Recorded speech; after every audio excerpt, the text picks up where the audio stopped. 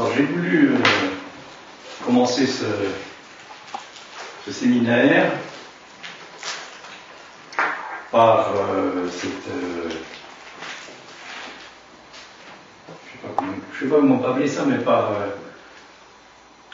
cette mise en scène, ça c'est le terme, mise en scène du final de Don Giovanni. Alors vous allez pouvoir trouver ça sur YouTube. Il suffit que vous mettiez au final Don Giovanni. Ça a lieu à Amsterdam en 1994 ou 95. Et c'est John Elliot Gardiner, G-A-R-D-I-N-E-R, qui est le chef d'orchestre. C'est possible que ce soit en deux parties sur YouTube. Donc vous pouvez l'enlever aussi sur YouTube, on peut effectivement le voir en dehors de quelque chose qui soit strictement privé. Alors, j'y reviendrai plusieurs fois durant l'année, mais ça permet un peu d'illustrer comme ça d'emblée cette dimension dont on a déjà parlé, qui est celle de la trouvaille. Trouvaille, c'est évidemment trouver, et même si c'est pas l'étymologie, trouver, il y a le mot trou dedans. C'est pas l'étymologie véritablement au niveau de la langue, mais il y a le mot trou, et ce final de Don Giovanni se termine par le fait que Don Juan part dans un trou. Part dans un trou, et il part dans un trou non sans avoir poussé un cri que Leporello, son serviteur, redouble. Alors, je prends aussi ceci parce que c'est mon expérience personnelle, c'est-à-dire que c'est quelque chose qui m'a beaucoup interrogé, ce final de Don Giovanni, c'est-à-dire Don Giovanni, et donc le final de Don Giovanni il y a 8 ans à peu près. Oui, il y a 8 ans de ça, et c'est à partir de là que quelque chose s'est mis en route pour moi, c'est déclenché, un changement est intervenu. Donc, c'est important parce que ça pose la question suivante: dans quel univers de pensée sommes-nous quand nous regardons, quand nous entendons quelque chose, dans notre rapport à l'autre? L'univers habituel, là, c'est simple, hein, c'est celui de la pensée, de la conscience, on pourrait dire même de la bonne conscience, qui est celle qui est véhiculée par ce mythe de Don Juan, qui va apparaître à l'opéra, non, déjà au niveau du théâtre, en 1630, en Espagne, à Séville, par un moine qui s'appelle Tirso de Molina. Et l'objectif, Don Juan s'appelle Don Juan Tenorino, et l'objectif c'est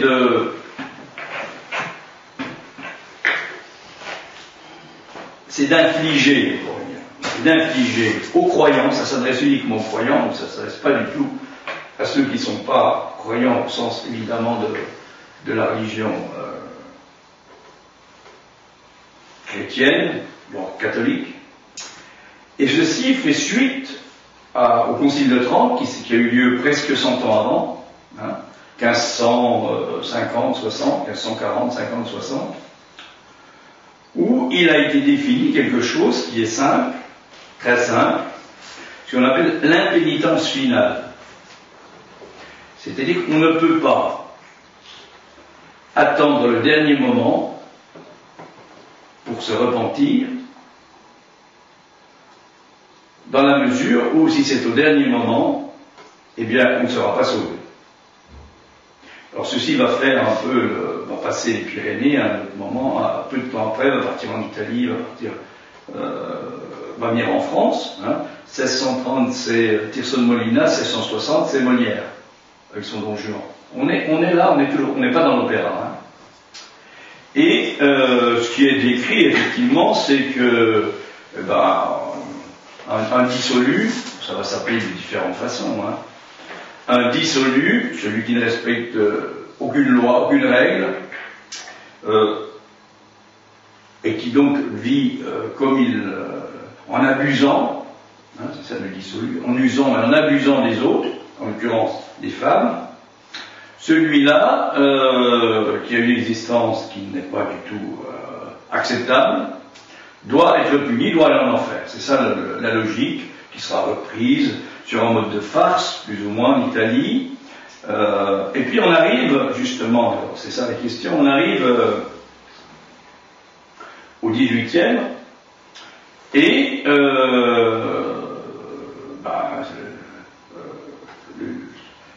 le XVIIIe, c'est évidemment pas le siècle des Lumières, c'est déjà passé, le XVIIIe c'est Voltaire. Hein. Voltaire, Diderot, ces gens-là, hein, tout ça, hein, Rousseau. Hein. Et il y a déjà quelque chose qui apparaît, au niveau évidemment de la musique et de l'opéra, progressivement. Et, alors, ce qui est important, me semble-t-il, c'est que Mozart, après avoir créé les Noces de Figaro, à Prague, l'année qui précède, c'est-à-dire en 1786, reçoit la commande d'un autre opéra. Et il a déjà rencontré Da Ponte, le librettiste, et donc il en parle avec Da Ponte, et il décide de faire un opéra sur quelque chose qui est hyper connu, hein, le mythe de Don Juan est très connu. Au moment où il décide ceci, il y a un opéra qui retrace et qui met en musique la même question à Venise. Le livret de Bertati et la musique est de Galizza. Et ça ne va pas les arrêter du tout. Et ça pose vraiment la question de ce qui pouvait animer Mozart. Bon. Sur le plan comme ça de l'histoire, un peu peut-être rapide, mais quand même, au moment où Mozart se met en route pour créer cet opéra, même un peu avant, il a un fils qui est mort, il a un ami qui est mort, et il a son père qui vient de mourir. Donc, il y a un certain nombre de questions, évidemment, qui l'animent, par rapport à la question de la mort, et en fait, on pourrait dire que le final, là, c'est pas tellement le retour du fantôme, le retour du commandeur, qui a été tué au début de l'opéra, justement par Don Juan, qui est donc le père de Doña Anna, mais c'est quasiment la présentification pour tout un chacun de la mort. Autrement dit, ça pose la question bien sûr du salut sur le plan de la religion, mais ça pose la question de qu'est-ce que c'est que la rencontre de cette figure, là c'est figuré, hein, qu'est-ce que c'est que la rencontre, pour autant que personne ne peut dire ce que c'est que la mort, puisque jamais personne évidemment n'est dû dire ce que c'était que la mort. Quelqu'un qui en ait fait l'expérience. Donc ça pose un certain nombre de questions, et on peut dire que c'est ça, manifestement, que Mozart met en jeu, c'est à cette question-là qu'il répond, et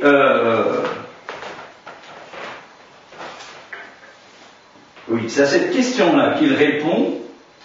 Alors, bien sûr, l'histoire, elle est simple, hein, bon, j'en ai parlé tout à l'heure, mais ce qui est en jeu, en fait, ce qui m'a, moi, personnellement, beaucoup travaillé, c'est la question, au-delà, c'est même pas la musique, c'est la question de la voix humaine.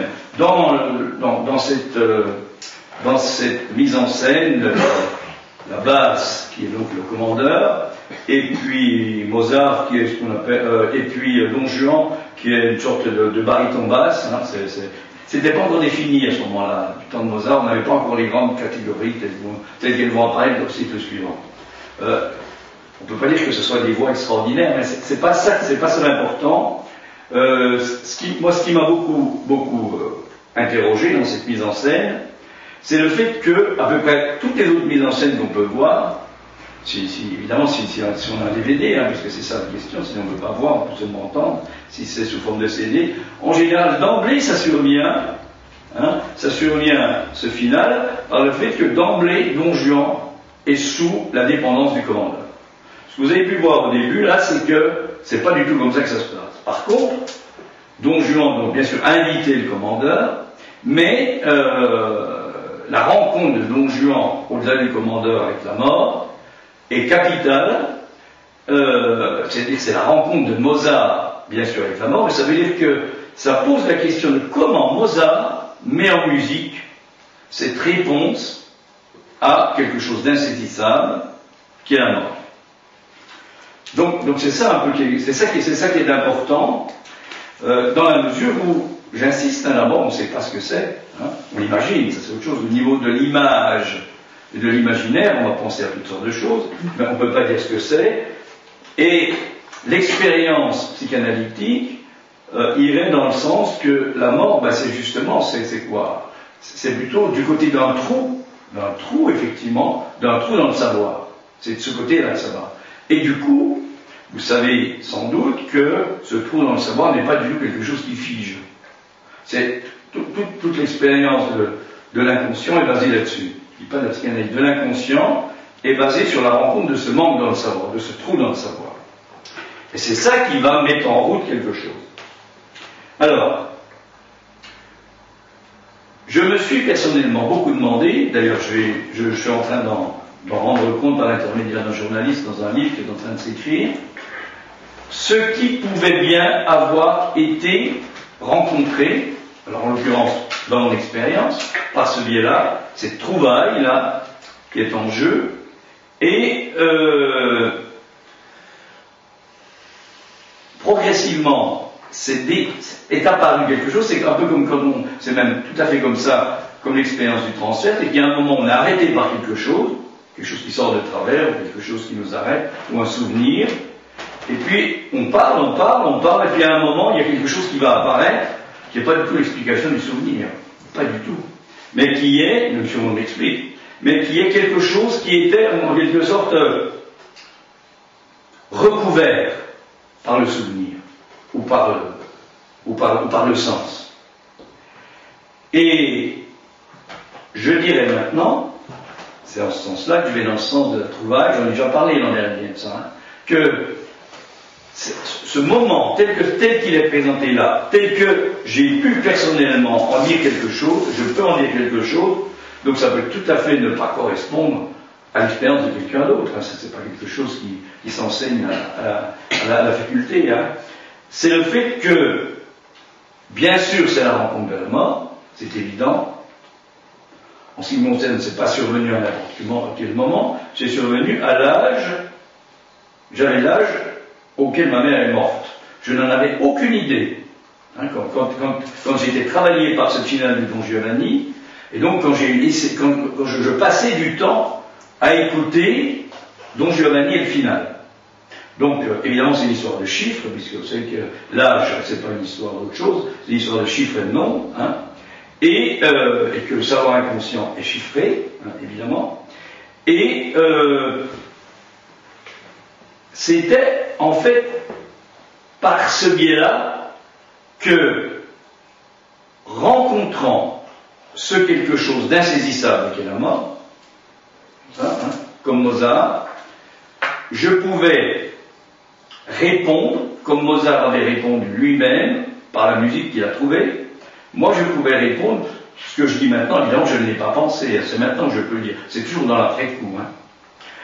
Je pouvais répondre, et la réponse a été que je me suis, je dirais, lancé avec beaucoup d'insistance. J'ai retrouvé la musique que je n'avais pas véritablement fréquentée depuis 30 ans à peu près. Donc j'ai racheté un piano, je me suis mis au piano, j'avais fait du piano et de l'orgue quand j'étais jeune, et en fait je me suis rendu compte que ce n'était pas du tout ça qui m'intéressait, ce qui m'intéressait c'est de chanter. Et progressivement, c'est mis en route pour moi tout un parcours qui n'est pas un parcours simple, pour trouver, ce qu'on appelle un maestro, c'est-à-dire un professeur, dans la mesure où ça pose vraiment des questions, notamment des questions d'actualité. Alors, tout ceci pour dire que ce que j'ai essayé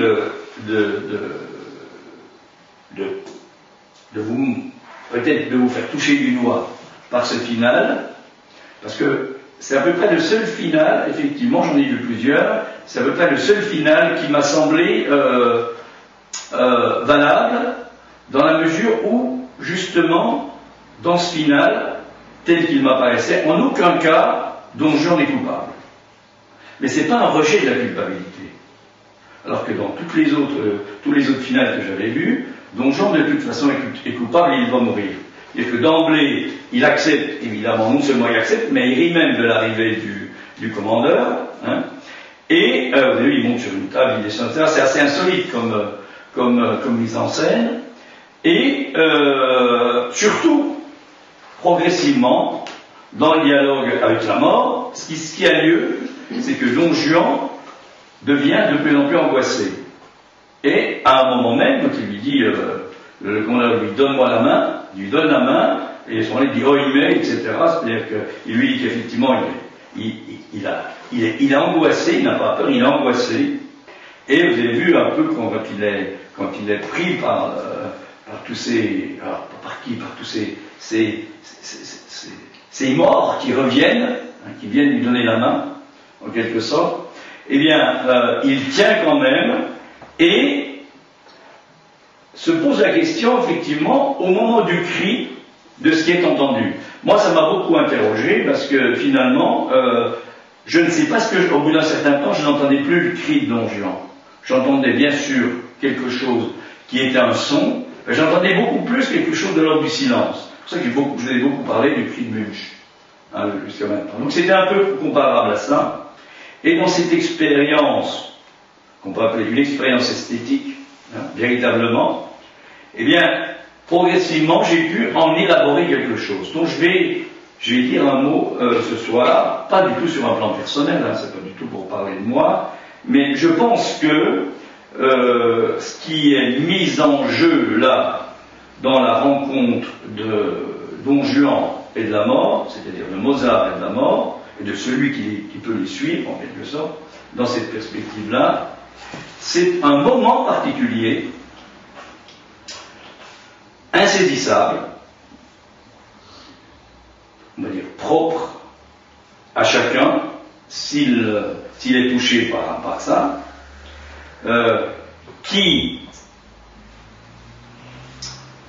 bien sûr ça correspond évidemment à mes références personnelles, hein, qui n'est pas sans rappeler ce qui animait les Grecs dans ce qui a précédé le 5e siècle en Grèce. C'est-à-dire qu'il y avait évidemment quelque chose qui était le retour annuel, notamment à Athènes, mais aussi à Athènes, enfin spécialement à Athènes. Il y avait 3 jours dans l'année où revenait Dionysos. Dionysos, quand on parle de Dionysos, on pense évidemment à Bacchus, hein. C'est l'équivalent. Mais c'est un peu plus élaboré que ça pour les Grecs, puisque Dionysos est le seul dieu qui n'est pas olympien. Pour autant qu'il va naître 3 fois. Ça pose la question effectivement de ce que c'est que la naissance. Il va naître une première fois de la rencontre, de façon un peu particulière, hein, je ne sais pas si je suis en dire un mot ce soir, de façon un peu particulière, de la rencontre d'une mortelle, hein, qui s'appelle Sémélé, qui est une des filles de Calmos, qui est le fondateur de Thèbes, et qui a 3 sœurs, hein, qui sont Ino, Autonoé et Agadé. Et Sémélé est séduite par un inconnu qui vient la rencontrer, il vient le soir, la nuit. Pourquoi la nuit? Parce que justement ça lui permet de ne pas être vue. Elle ne sait pas qui est, évidemment c'est Zeus.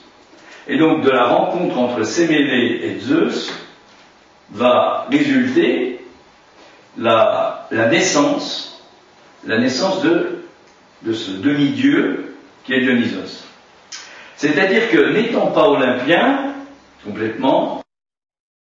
Il ne transmet pas l'existence d'une loi telle qu'elle se définit habituellement, puisque dans la Grèce, on pourrait dire dans la Grèce ancienne, les Olympiens définissent des lois qui régissent les rapports entre les humains. Et lui qui n'est pas olympien, qui n'est pas tout à fait terrien, qui est justement ce singulier particulier qui fait qu'il peut être partout, puisqu'il n'est ni un endroit ni un autre, qui fait que ça n'est pas n'importe qui peut entendre son appel, le définit comme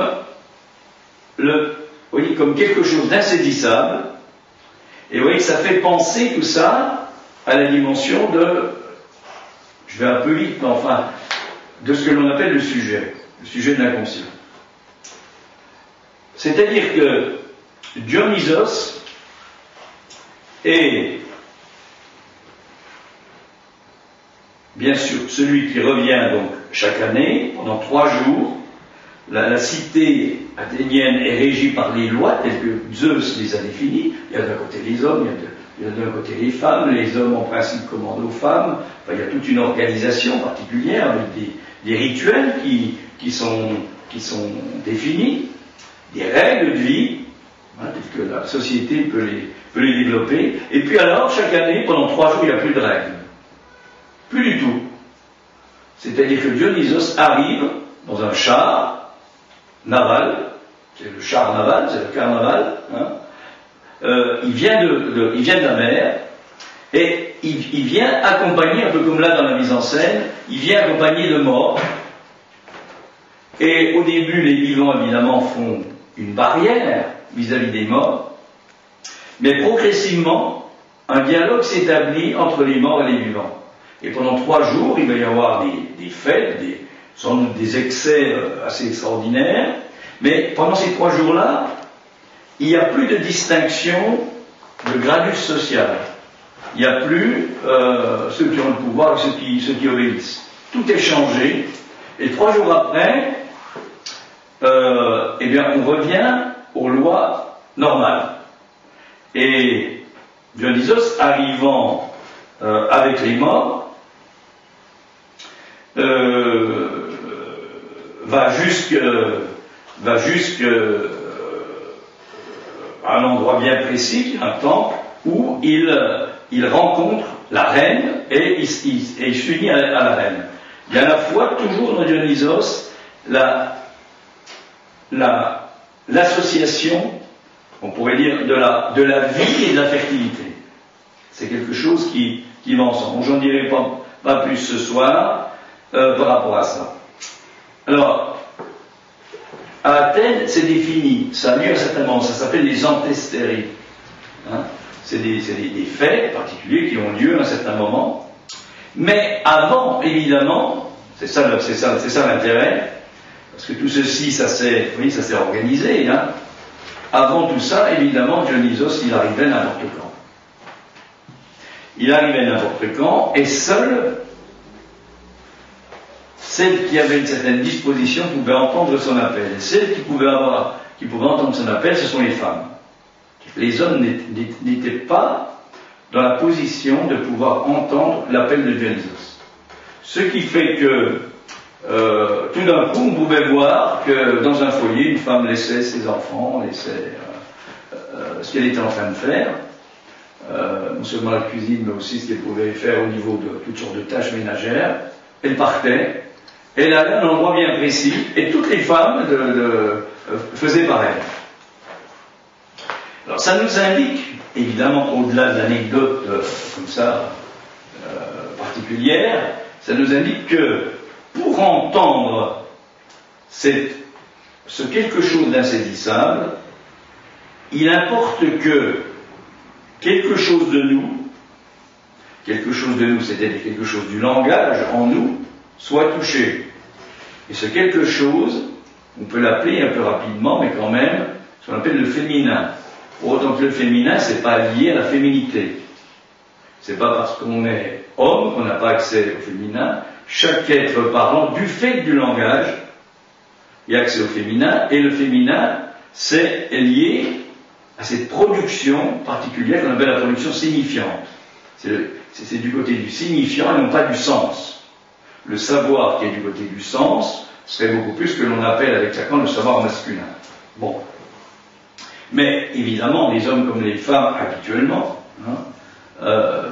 sont à la fois partagés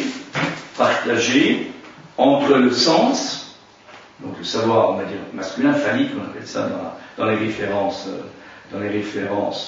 psychanalytiques, le savoir phallique, et puis un autre type de savoir particulier, insaisissable, qui est celui de la signifiance. Et c'est ça qui est en jeu, dans ce final, c'est-à-dire que, on pourrait dire pour la première fois, ça j'ai pu en parler dans un article, un ou deux articles que j'ai écrits sur cette dimension-là, dans la voix du commandeur, quand il lui parle, quand il dit qu'il il n'est pas venu évidemment pour manger et que ce qui compte c'est les choses célestes et non pas les choses terrestres. À ce moment-là, il y a dans la musique, ce que fait Mozart, quelque chose qui est ce qu'on appelle ce qui va être défini après comme une série à 12 sons. Et c'est ça qui est en jeu. Il y a déjà quelque chose dans la voix des commandeurs qui est particulier. Autrement dit, je dirais que le fait de ne pas rentrer dans le discours commun, c'est-à-dire, c'est quoi le discours commun? Si on revient au grec, c'est le discours tel qu'il est transmis par les Olympiens. C'est-à-dire, c'est le discours qui est défini par des règles, puisque la règle, là, c'est très simple, c'est que celui qui n'obéit pas, effectivement, à ce qui est défini, eh bien, il ne peut pas relever de la règle des Olympiens. C'est-à-dire que, vous savez qu'il y a 12 dieux à l'Olympe, et il ne peut pas relever de cette règle-là, et donc il doit être, il doit être puni. C'était ça le fonctionnement. Or, le génie de Mozart, c'est d'avoir pu, dans cet opéra, alors avant le final, ça c'est avant le final que ça a lieu, dans des arias de deux femmes qui sont Donia et Donia Elvire, d'avoir pu mettre quelque chose de particulier au niveau d'une voyelle, qui est la voyelle A, dans des vocalises sur le A, quelque chose qui, pour moi, me semble, non seulement me semble, mais est tout à fait au cœur même de ce qui du corps peut exulter par le chant lyrique. Quelque chose de l'ordre de particulier, et qui, au moment où ça survient dans l'opéra, démontre, même s'il n'y a aucune preuve, démontre qu'elles ont traversé une épreuve, ces femmes-là qui ont été abusées, d'une façon ou d'une autre, par Don Juan, on verra comment, démontre que si elles ont été abusées, néanmoins, c'est ça qui est important, dans le deuxième acte du Don Giovanni de Mozart, ce qui compte, c'est plus du tout Don Juan, tel qu'il est, à savoir le séducteur, mais c'est comment les différents partenaires peuvent s'arracher, peuvent sortir de la haine et de la vengeance à l'endroit de Don Juan.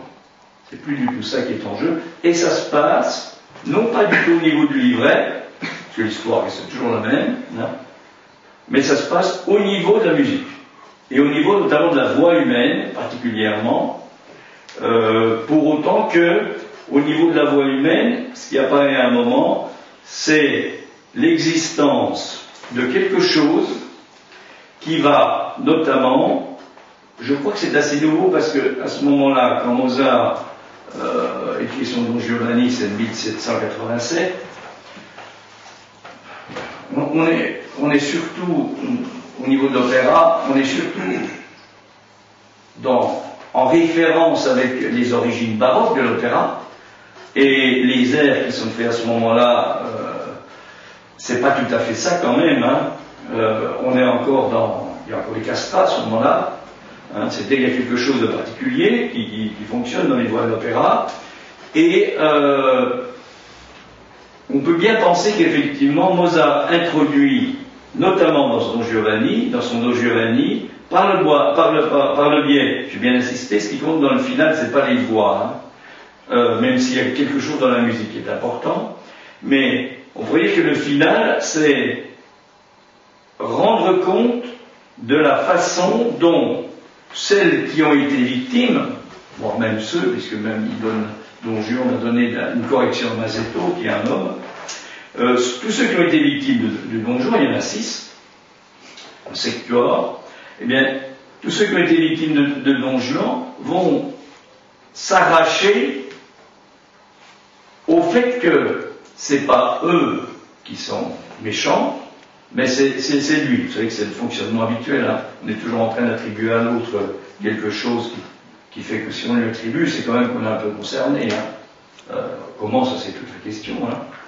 Donc, il y a quelque chose qui apparaît vers la fin de cet opéra, qui, s'il est pris en compte, et qu'à partir de ce moment-là, on peut revisiter l'opéra, et notamment les voix, il apparaît alors que les voix féminines, les 2 voix féminines, notamment dans cet opéra, Dona Anna, qui est une création de Mozart, hein. Dona Elvire, ça a été une création de Molière, mais Dona Anna, c'est une création de Mozart, elles sont là toutes les 2. Et quand on entend, il y a notamment 2 arias, hein. Dona Elvire, c'est Mitrali, et il y a toutes des vocalises qui sont faits sur Pietà, sur le A, etc. Hein. Père Louis, et puis Dona Anna, c'est Non mi dire, et il y a toute une série de vocalises qui sont faits sur le Sentira, sur le A, et le cri Don Juan, et un A aussi.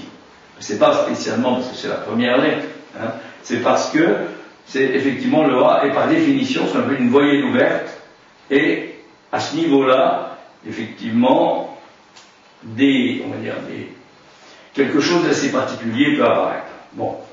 Alors, quand on apprend effectivement à chanter, c'est assez important, quand on apprend tel que je suis en train d'apprendre, par la technique italienne, traditionnelle, hein, pas celle qu'on enseigne au conservatoire, traditionnelle, il faut trouver quelqu'un qui a été formé, il n'y en a plus beaucoup, hein, eh bien, on part de la voyelle I pour passer aux autres voyelles, et normalement la voyelle qui suit c'est la voyelle A. Pourquoi? Parce que c'est à partir de I, des harmoniques de I, qu'on peut trouver, c'est-à-dire trouver, quand on apprend à chanter, on ne chante pas du tout avec sa voix naturelle, on trouve une autre voix qui est celle avec laquelle on peut chanter.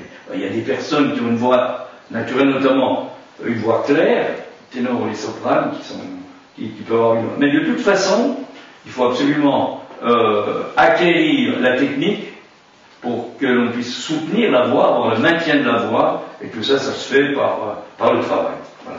Donc je vais m'arrêter là-dessus aujourd'hui. Ce que je voulais essayer d'introduire ce soir, c'est ce moment dionysiaque, on peut le dire je crois comme ça, qui peut réveiller un être parlant, ou pas. Hein.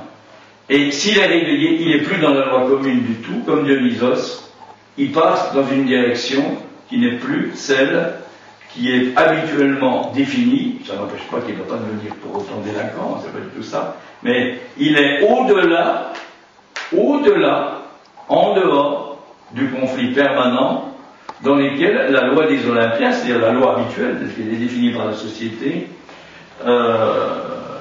un autre exemple, c'est par exemple évidemment Antigone par rapport à Créon. C'est la même position. La seule chose, c'est qu'on n'a pas d'opéra, je ne connais pas d'opéra véritable concernant Antigone. Voilà, je vais m'arrêter là-dessus pour ce soir.